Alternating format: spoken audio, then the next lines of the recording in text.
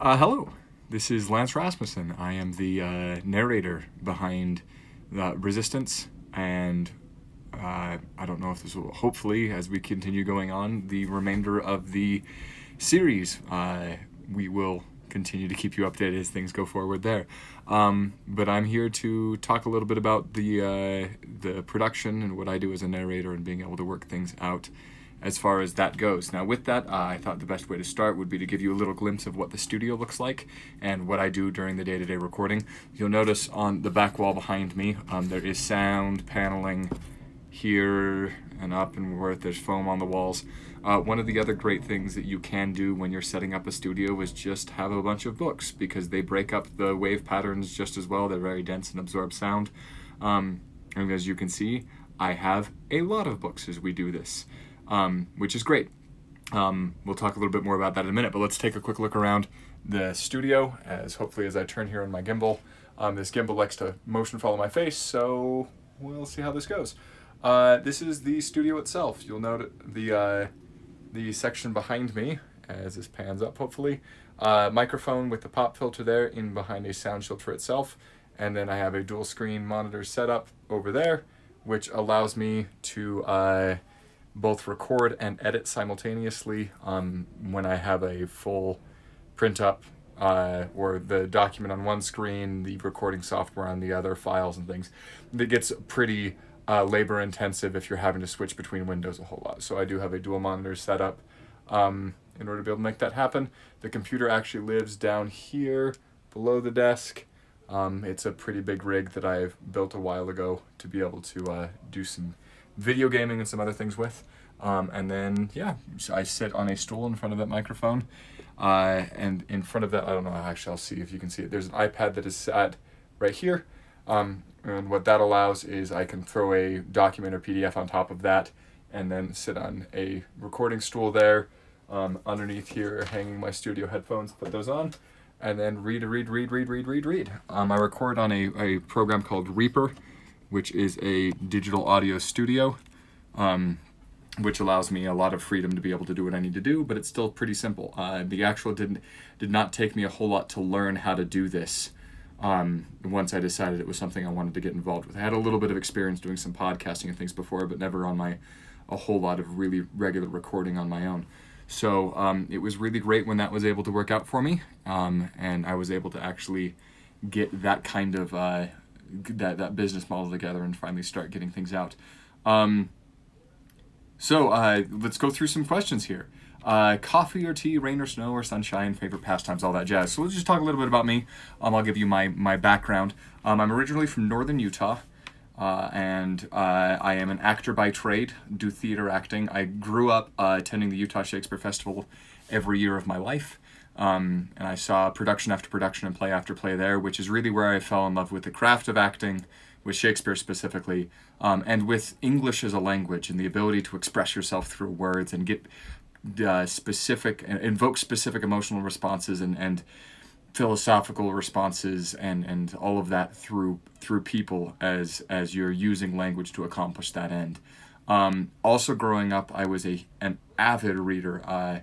If I were to throw to some of my greatest books as I was growing up, the Shanner series by Terry Brooks sticks out. I read almost all of Brian Jake's Redwall series as well. Wheel of Time was transformative for me when I discovered Brandon Sanderson as I got older. Has also been a huge influence. But yeah, science fiction and fantasy reading was a major part of what I did as I was growing up. I would devour books, and I would play imagination games all the time with my best friends. One of my best friends at this point, I'll throw this plug in here because I can. He's an author, middle grade author who actually just has he's having a re-release of his first big epic fantasy book, but his name's Tyler Whitesides. The Janitor series is his best-selling book. But The Thousand Deaths of Arterben is another one.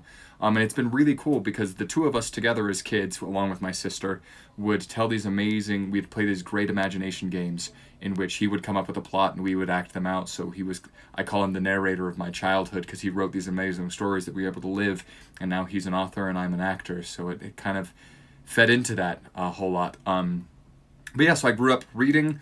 I'm a big nerd. You can see over here on this wall, maybe if I can pull the camera over this direction, there's swords and pictures that the top picture I got at San Diego Comic Con in 2012. There's a quote on that wall from an artist, musician named Andrew W.K., who is one of my favorite musicians, and one of my favorite kind of contemporary artist philosophers. And yeah, so I grew up doing acting and reading and being a giant nerd hanging out at the comic book stores on Saturdays. So that's kind of how all of that worked out. I'm also randomly a really huge sports nut. My dad was a math major and is a huge statistician, and he loves crunching numbers and following things. So he got me into college basketball, and I follow that and football and quite a lot of other things. My early career, I worked professionally at several theaters. I went and got my undergraduate degree from Utah State University, which was the local college town. And then I moved on from there, and I now have a master's degree in acting. So both my degrees are in acting from Utah State and then from Louisiana State University, from which I graduated in 2017. So I have 7 years worth of acting training that has come together, and that's my first kind of way that I try to have my career work and make money, as I'm a theater actor. So I do a lot of theater in and around the Denver area, in and around the western United States, and I'm looking hopefully to be able to make a kind of a national footprint at regional theaters. When I do that, the studio comes with me, because just soon after graduating from my master's program, I was fortunate enough to win a very, very nice microphone from a little company called Performance Audio, and they were able to set me up, and I got a studio going and have started cranking on books since then. It's a beautiful tie-in between the skills of being an actor, the skills of being able to deliver text in a way that makes sense, and that you get to take people on a journey, because there's training and a certain amount of technique that comes into that, but I get to marry it with my performing, as well as my love of literature and my love, hopefully, of science fiction and fantasy. So it's just kind of everything I get to do together, and I'm my own boss. I get to set my own hours. I'm doing it in my own room and my own home, so I can record in my pajamas, and it's amazing and awesome. But yeah, so that's kind of how I first started getting into it. It married everything I really like doing in life together in one thing. So I've jumped off from there and have got into that. Next question, I think I covered 1 and 2. Next question would be, as a narrator, how involved are you with the audiobook development? Does the process usually look like? With this book specifically, Jay reached out to me.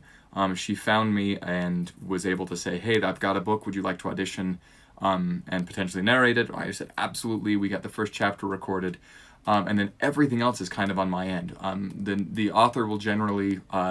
there's 2 ways you can go about it. Is you either approach the author with an audition, or they've posted something saying they're looking for a book, or the author can also find you. We work through a website called acx.com, which is the Audiobook Creation Exchange, which is a subsidiary of audible.com, which itself is a subsidiary of amazon.com. There it is again on the desk. But what that means is authors can post their work to search for audiobook narrators, and the narrators can also have sample work up, so authors can find them to be able to get things done that way. So once the job is mine, and there's the audition has gone through, and the author has decided that this is the direction they'd want to take, everything else is on my end. So I'm in charge of recording all the chapters, editing them down, getting them mastered, sounding good, and then at the end of that, Jay had a chance to be able to proof everything to make sure everything was up to right, look for errors in the text and that sort of thing. For me, at this point, I have an engineer who runs the back end for me. So, for example, major sound things, the mastering work, the EQ levels, all that kind of stuff, ends up being on my sound engineer, Trevor, handles all the back end work. And I pay him to do that just because it's a lot easier than me having to crank it out on my end, so I can continue to produce more and more books. And he's very, very good at what he does. So there's that's kind of the way it goes out, is you find someone, you agree upon rates. There's a couple different ways you can go about rates, whether you're splitting royalties on the books, or there's a per finished hour rate, which means for every finished hour of the book you make a certain amount of money in order to be able to make that happen. So yeah, it's a pretty it's a very easy process once you actually get through the door and have the relationship formed between an author and a narrator. What was your initial reaction getting to resonate or narrate Resistance, and had you read the story before you knew you'd be its narrator? I hadn't. It was kind of an out of the blue thing, and it was really, really wonderful because it happened at a time where I was in between theater contracts, and it just kind of opened wide up for me time-wise that I had the time to settle into it. And it was really, really nice. I'd been doing a lot of hard science fiction, like really regimented, very specific science fiction narration before this came out. And that was very wordy, and it's very hard to wrap your mouth around sometimes just because it's so intense linguistically and descriptively, with very, very specific layers of science getting into it. So being able to pick up what was going to be a fantasy novel was wonderful, and it was really, I was very, very excited to be able to get into the books and work through them, and start kind of getting into a series that was a little less technical and a little more personal and story driven, which was really, really delightful. It's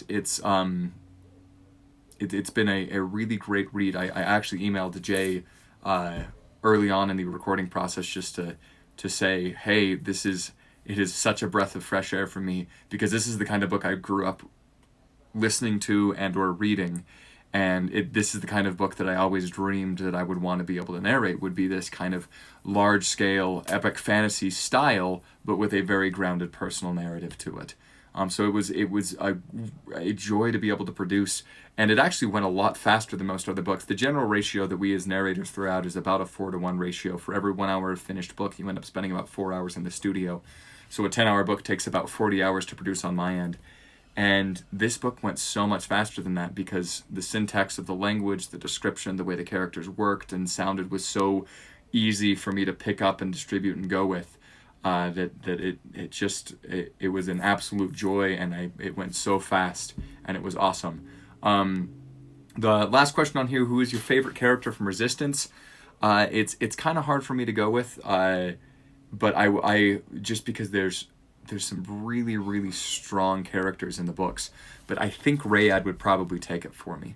I have a soft spot in my heart for people who are altruistic for the sake of being kind.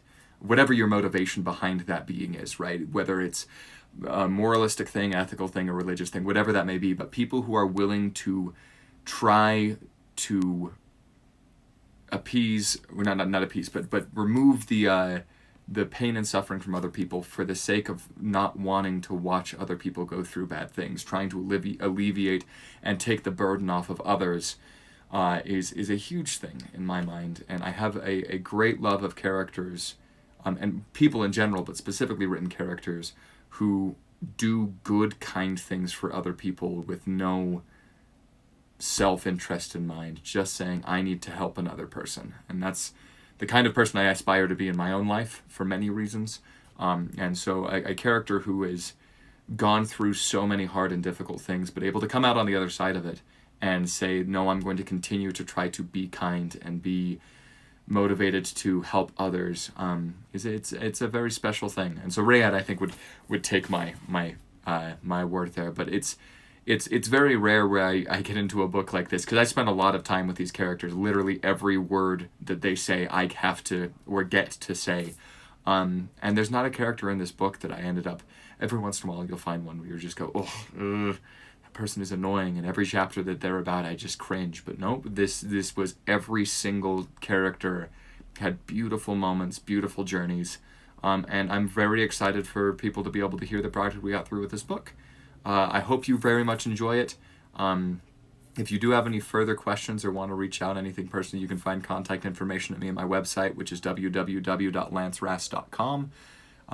Send me a message there, and I'd be happy to answer any further questions that anyone may have about this process. But thank you very much for hosting information about the book launch, and hopefully you enjoy your listen. Thanks.